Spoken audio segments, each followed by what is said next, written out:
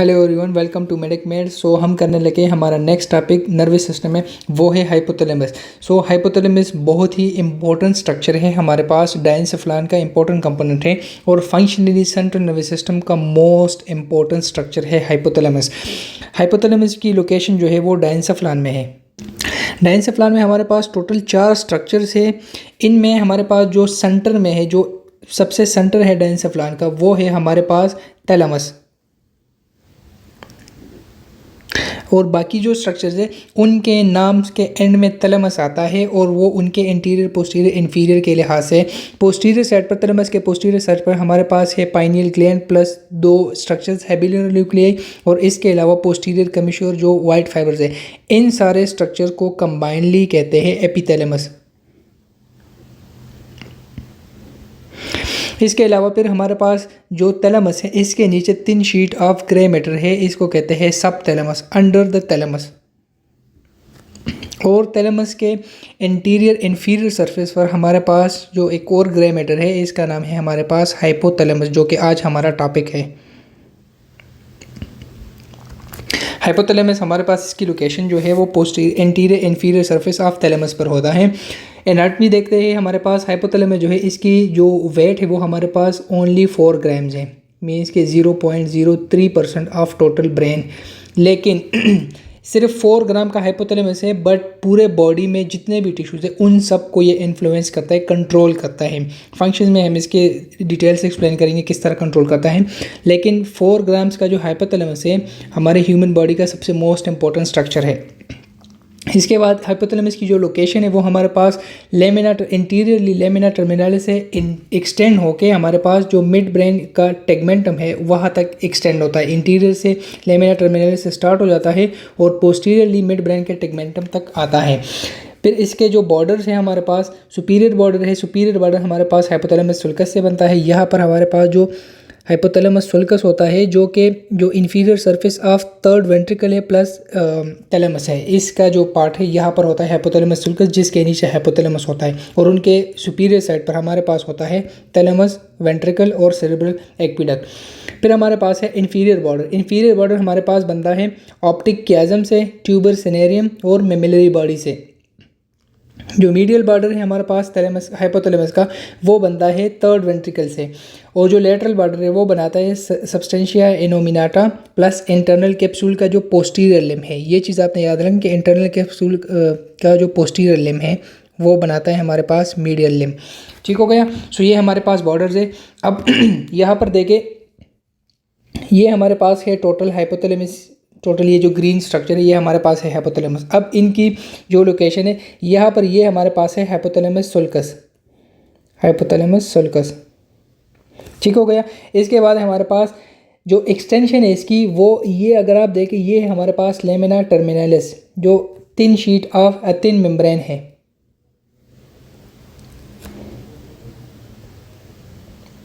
Lamina terminalis important structure है, CVS और different systems को रेगुलेट करता है। फिर इसके बाद पोस्टीरियर साइड पर जो आपके पास मिड ब्रेन है, इसके टेगमेंटम तक अगर आप देखें, ये हमारे पास है मिड ब्रेन। और मिड ब्रेन में 3 पार्ट्स होते हैं। एक होता है बेसिस, जिसमें आपके डाउन गोइंग फाइबर्स होते हैं। फिर आपका टेगमेंटम होता है, जिसमें मेन ग्रे मैटर होता है हमारे मिड ब्रेन का। और पोस्टीरियर साइड पर होता है टेक्टम। अब यहाँ पर हाइपोथैलेमस एक्सटेंड होता है up to tegmentum of midbrain तक। ये हमारे पास 2 इसके एंटीरियर और पोस्टीरियर बॉर्डर्स और जो बाउंड्रीज है वो हो गए। सुपीरियर बॉर्डर में हमारे पास है हाइपोथैलेमस सुल्कस। फिर हमारे पास है इन्फीरियर बॉर्डर। अब इन्फीरियर बॉर्डर पर 3 स्ट्रक्चर्स है। सबसे इंटीरियर साइड पर है हमारे पास ऑप्टिक क्याज्मा। ऑप्टिक क्याज्मा कहाँ से बनता है? जो हमारे पास 2 ऑप्टिक नर्व्स आते हैं राइट से और लेफ्ट से, वो यहाँ पर एक ट्रंक बनाता है जिसमें फाइबर्स क्रॉस होता है, और ये जो क्रॉसिंग होती है इसको कहते हैं ऑप्टिक क्याज्मा। वो ऑप्टिक क्याज्मा सबसे इंटीरियर इन्फीरियर साइड पर होता है। फिर उसके बाद ट्यूबर सनेरियम होता है। अब ट्यूबर सनेरियम क्या है? लेट सपोज ये है हमारे पास हाइपोथैलेमस। यहाँ से जो इंटीरियर सरफेस है, यहाँ पर हाइपोथैलेमस से ग्रे मैटर एक्सटेंड होता है नीचे डाउनवर्ड। ये जो एक्सटेंड हुआ ग्रे मैटर है इसको कहते हैं ट्यूबर सनेरियम। फिर जब ये नीचे आता है ये थोड़ा सा नैरो हो जाता है, और ये जो नैरो पार्ट है इसको कहते हैं इनफंडिबुलम। और इस इनफंडिबुलम के नीचे हमारे पास होते हैं anterior and posterior pituitary gland. So tuber cinereum, फिर इसके बाद होता है इंफीरियर सरफेस पर, और लास्ट हमारे पास जो स्ट्रक्चर है वो है हमारे पास मेमिलरी बॉडी। और मेमिलरी बॉडी भी हाइपोथैलेमस के स्वेलिंग होता है, हाइपोथैलेमस के ही न्यूक्लियाई है। फिर इसके बाद हमारे पास मीडियल बॉर्डर पर हमारे पास होता है third ventricle.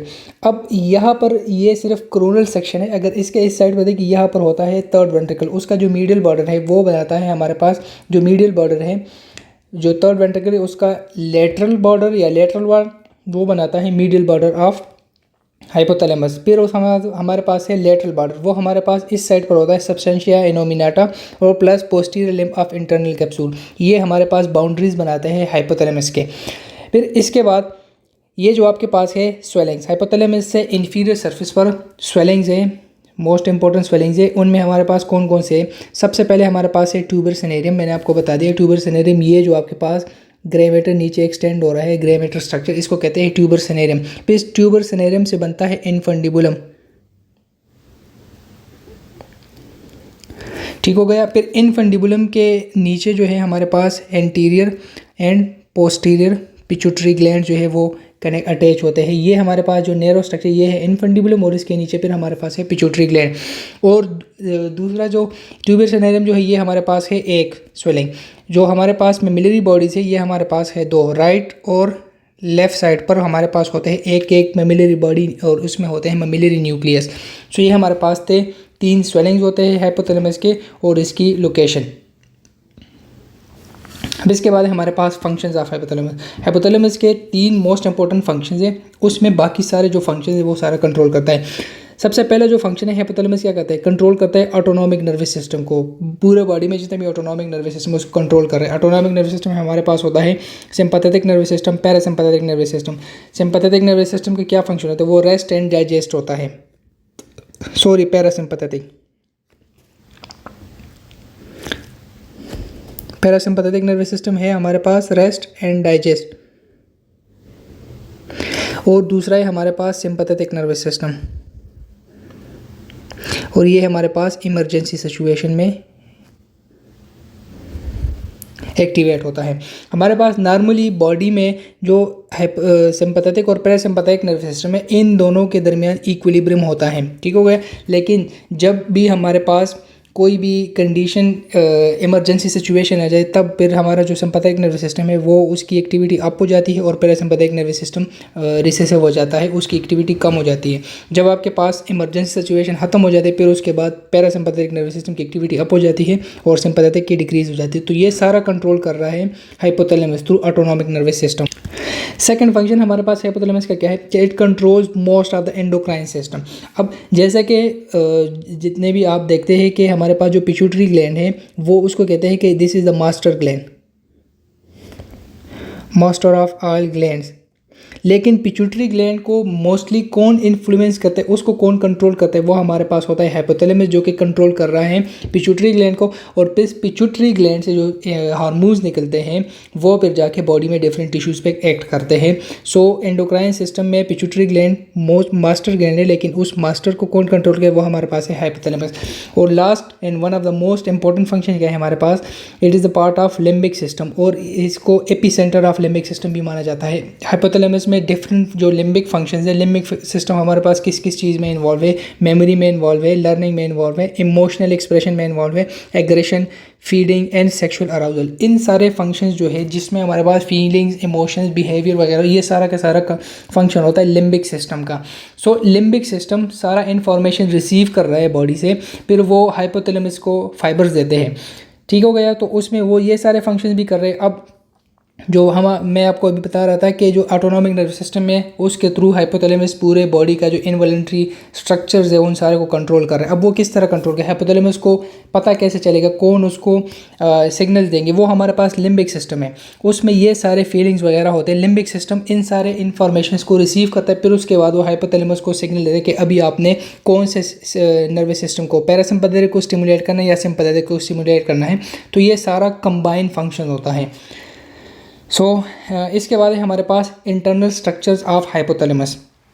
Internal structure of hypothalamus हमारे पास क्या है, जो हमारे पास हाइपोथैलेमस का ग्रे मैटर है, ठीक है, वो हमारे पास दो पार्ट्स में डिवाइड किया गया। एक हमारे पास है मीडियल जोन, एक है हमारे पास लेटरल जोन। अगर आप इस डायग्राम को देखें सो यहाँ पर हमारे पास ये है हमारे पास हाइपोथैलेमस, ठीक हो गया।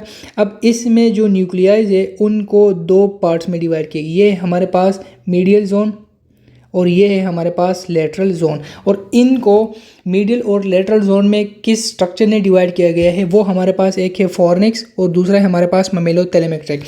अगर आपको याद हो फॉर्निक्स कहाँ से आता है, वो हमारे पास आता है हिप्पोकैम्पस से। हिप्पोकैम्पस से ये फाइबर्स आते हैं, ठीक हो गया, पोस्टीरियर साइड से। तो वो जब फाइबर्स आ रहे हैं वो यहाँ पर इंटीरियर साइड पर इंटर होते हैं हाइपोथैलेमस में, बिल्कुल दरमियान में, लेटरल और मीडियल जोन के दरमियान में, और फिर वो आते हैं मेमिलरी बॉडी में। तो ये फॉर्निक्स जो है ये डिवाइड कर रहा है जो इंटीरियर और दरमियान वाला हिस्सा है उसको। फिर मेमिलरी बॉडी से हमारे पास एक ट्रैक निकल रहा है ममेलोथैलेमिक ट्रैक, जो मेमिलरी बॉडी से थैलेमस के इंटीरियर थैलेमिक न्यूक्लियाई तक जाती है। सो वो जो स्ट्रक्चर है वो भी यहाँ पर दरमियान में ही जाता है, और उसकी वजह से जो हाइपोथैलेमस का ग्रे मैटर है वो दो पार्ट्स में डिवाइड हो जाता है, मीडियल जोन और लेटरल जोन। और इन दोनों जोन में अपने अपने न्यूक्लियाई है और उनके अपने अपने फंक्शंस है। अब इसके बाद हम कर रहे हैं लेटरल जोन को या लेटरल हाइपोथैलेमस को। जोन या हाइपोथैलेमस दोनों एक ही चीज़ है। सो लेटरल हाइपोथैलेमस या लेटरल जोन में हमारे पास क्या है, तीन इंपॉर्टेंट स्ट्रक्चर्स है। अगर आप यहाँ पर देखें तो ये हमारे पास डायग्राम है, ये है हमारे पास लेटरल एरिया, ठीक हो गया। इसमें हमारे पास है तीन इंपॉर्टेंट स्ट्रक्चर्स। वो तीन इंपॉर्टेंट स्ट्रक्चर्स कौन कौन से हैं, उनमें एक हमारे पास है लेटरल प्रीऑप्टिक न्यूक्लियस, दूसरा है हमारे पास लेटरल हाइपोथैलेमिक न्यूक्लियस, और तीसरा है हमारे पास वाइट मैटर फाइबर जिसको कहते हैं मीडियन फोर ब्रेन बंडल। अब ये इनकी लोकेशन किस तरह है, इंटीरियरली थोड़े से जगह में हमारे पास है लेटरल प्रीऑप्टिक न्यूक्लियस। लेटरल प्रीऑप्टिक न्यूक्लियस इसके इतने खास फंक्शन नहीं है, मोस्ट इंपॉर्टेंट है मीडियल प्रीऑप्टिक जो कि हम मीडियल पार्ट में करेंगे, लेकिन यहाँ पर लेटरल साइड पर लेटरल प्रीऑप्टिक न्यूक्लियस है। फिर हमारे पास है होल लेंथ पे हमारे पास है एक और न्यूक्लियाई, और इस न्यूक्लियाई का नाम है लेटरल हाइपोथैलेमिक न्यूक्लियस, ठीक हो गया। और इसमें जो आपको ये फाइबर्स नज़र आ रहे हैं, ये जो हमारे पास फाइबर्स है ये हमारे पास मीडियन फोर ब्रेन बंडल। अब इनके फंक्शंस को देखते हैं।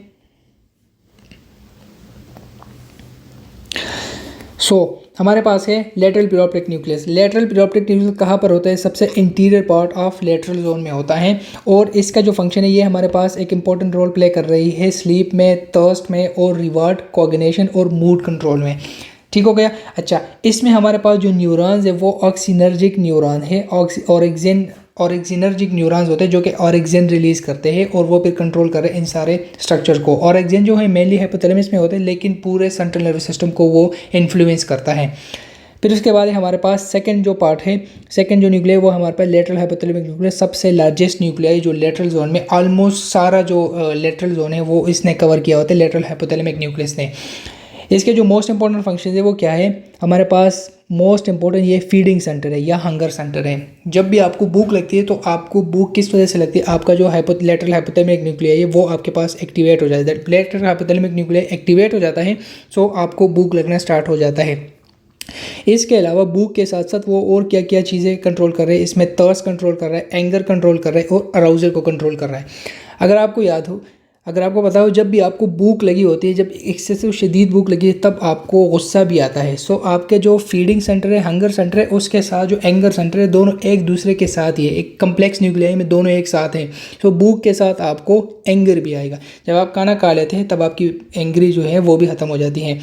फिर इसमें जो लेटरल हाइपोथैलेमिक न्यूक्लियाई इसको स्टिमुलेट कोर करता है। सबसे पहले हमारे पास ग्रेलिन जो हमारा स्टमक एक हार्मोन रिलीज़ कर रहा है, और ये हमारे पास फास्टिंग स्टेट में होता है। फास्टिंग स्टेट में हमारे पास स्टमक रिलीज़ कर रहा है ग्रेलिन हार्मोन, और ये जाके लेटरल हाइपोथैलेमिक न्यूक्लियस को एक्टिवेट कर रहा है।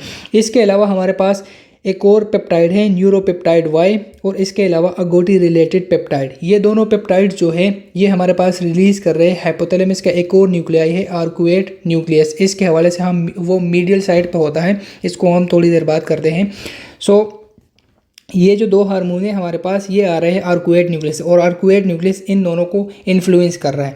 और ये जो हमारे पास लेटरल हाइपोथैलेमिक न्यूक्लियस इसको इनहिबिट कौन करता है, जब इनको इनहिबिट करता है उसमें हमारे पास एक लेप्टिन हार्मोन, इंसुलिन है, अगर आपके ब्लड में ग्लूकोज ज़्यादा हो तो इंसुलिन जाके लेटरल हाइपोथैलेमिक न्यूक्लियस को इनहिबिट करेगा ताकि बंदा और खाना छोड़ दे, और क्योंकि ऑलरेडी ब्लड में काफ़ी ज़्यादा ग्लूकोज वगैरह आ चुका है। और तीसरा हमारे पास वैगस नर्व है, वो भी इसको इनहिबिट करता है।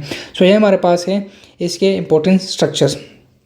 फिर हमारे पास है लास्ट पार्ट है हमारे पास median forebrain bundle. Median forebrain bundle मैंने आपको बताया कि ये फाइबर्स होते हैं जो हमारे पास हाइपोथैलेमस को कनेक्ट कर रहे हैं डिफरेंट सेरेब्रल कॉर्टेक्स के एरियाज़ को प्लस ब्रेन स्टेम को। एक हमारे पास है सेप्टल न्यूक्लियाई जो सेप्टल एरिया में होता है। दूसरा है हमारे पास प्री फ्रंटल कॉर्टेक्स में। प्री फ्रंटल कॉर्टेक्स मैंने आपको बताया था वहाँ पर हमारा थिंकिंग और बिहेवियर का सेंटर होता है, उसके साथ कनेक्ट करता है।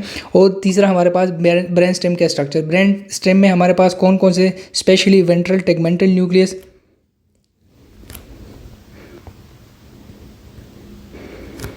और दूसरा है हमारे पास रेटिकुलर फॉर्मेशन। इन सारे स्ट्रक्चर्स को हाइपोथैलेमस के साथ कनेक्ट कर रहा है।